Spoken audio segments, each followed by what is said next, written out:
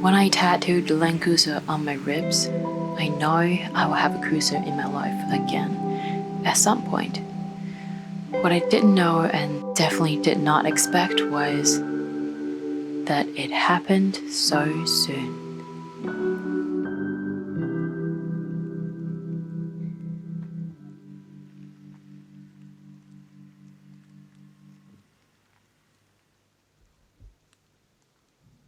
There's going to be a lot of update in this video because I feel like I haven't talked to you guys in so long, and it seems like within this period of time nothing had happened, but a lot had happened in the same time.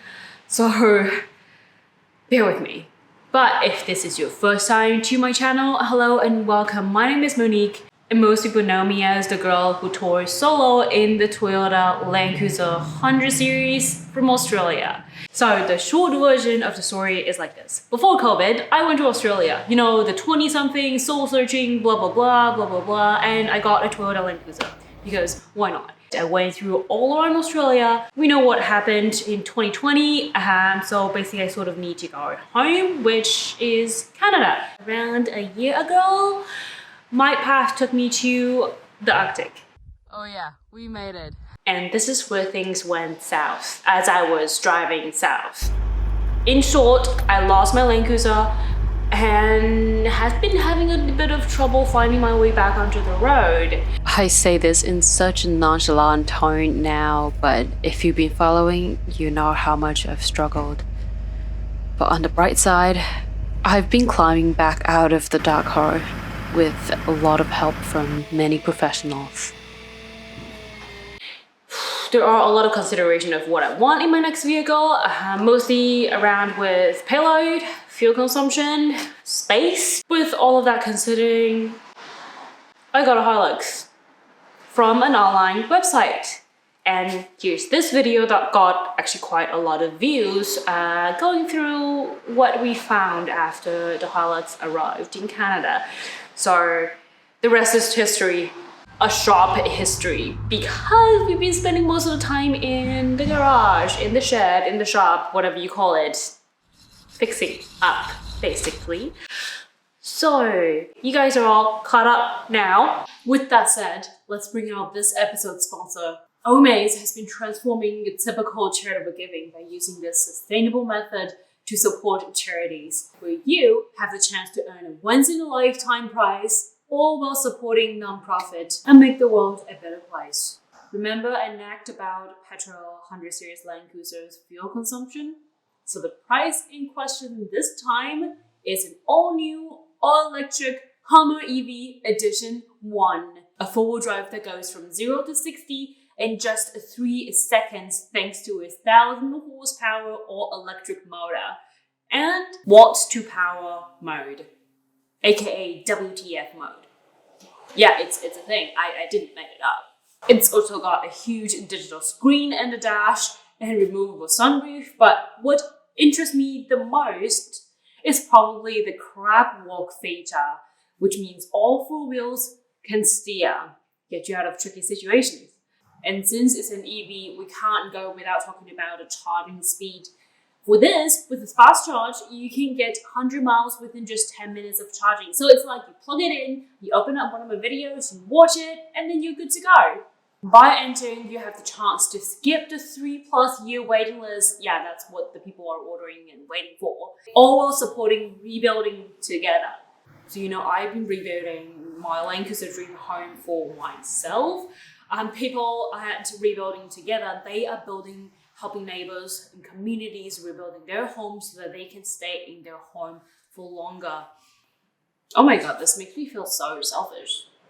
But I have been helping a family friend with her quite severe water leak in her house. It's quite frustrating seeing her without running water for days on end. So Rebuilding Together, they do similar stuff that helps people's communities and revitalize them, people's home that are less than ideal as a livable place. They have affiliates all over the US to help people revitalize their community. And their efforts is also in the long-term recovery of neighborhoods that have been struck by natural disaster. You know, home should be a safe, healthy, livable space Either it's a home on wheels or a fixated home on a property. So to support the mission of rebuilding together and for your chance to win the Hummer EV, go to omaze.com/Overland Lady. In my last video, we took the Hilux out for a camping trip. If you haven't watched it, I will put a link on the top of the screen right now. That was when the suspension rework had just completed. The Ute was driving again. However, only for short distance trips on a warm day, since this Thailand import did not have heater cord and all the plumbing around it from factory.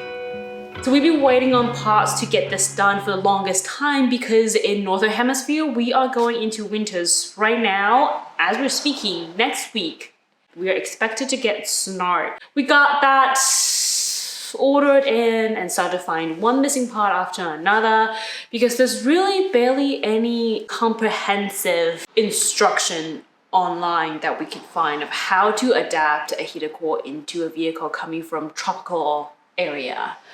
So we sort of have to figuring out as we go. I did try to film a video while we were doing it. I don't know if I will publish it because it's sort of like, I don't know what we're doing, but like somehow this goes there and it like, it will be more of an instructional video because I know some people are doing similar things that we're doing. A resource like this will be very helpful. So we got the heat going. The next one is actually injectors. Been waiting for a month since I left Australia. When they finally arrived, one out of them is cracked.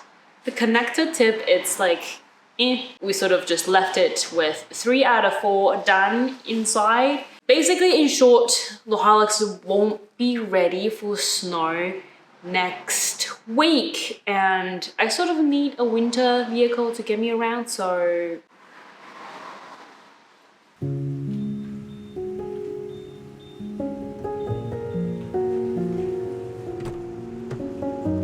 some of you have noticed my sneaky little collection of black ice trees in my Landcruiser.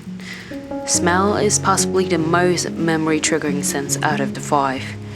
okay, one trick for black ice little trees is you don't pull it fully out of the bag at first. You just leave it like that because it's really strong. You're gonna hate yourself when you enter a car with the full-blown black ice right out of the bag. So leave it like that for now, and then when you start to notice the smell starts to go away, take the bag out. But for now, our collection continues. Alta, my original 100 series, is a 2005 GXL from Australia, 5-speed auto. This one is a 1998 VX Limited from Japan, pre-facelift, so it's a 4-speed. It had height adjustment suspension from factory but had been removed with a ton of remnants still around. We will have to clean that up sometime. The whole vehicle was quite abused and neglected from previous owners. The first thing done after getting in was a deep interior clean. Vacuum and scrub with super clean to get most of the dirt and coffee stain out.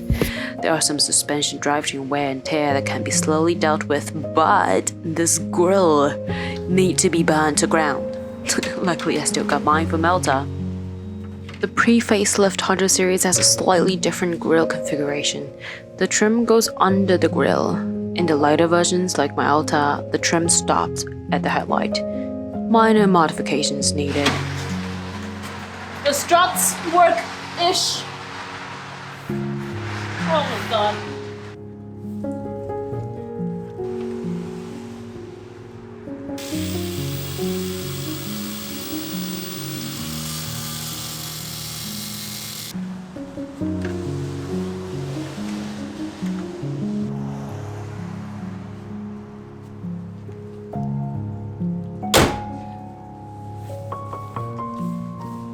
So the center console of it, well, first off, it's all the cracks and stuff are very dirty.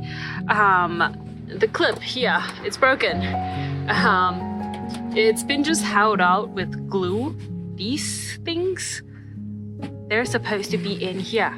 They just glued everything in there. So luckily I still have mine. I'll try to change this piece into mine and then there's one thing that I don't know if it's cool or not, is that they have this CD player thing inside. There's like a multiple CD in there.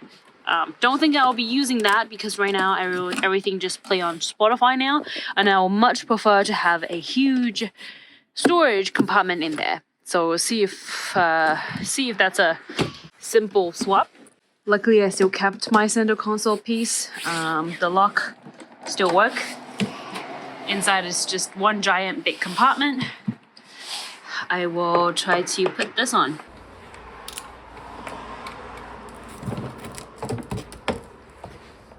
Had to cut these little things off.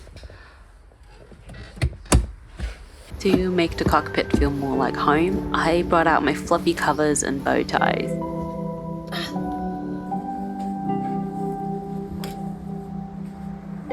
Oh, my love, I missed you. For a second, I thought it was you.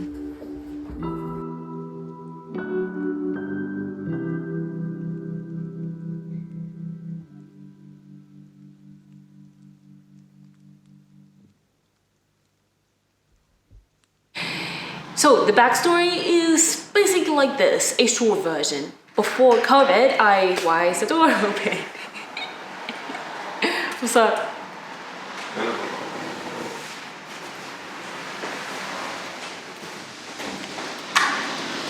So the short version of the story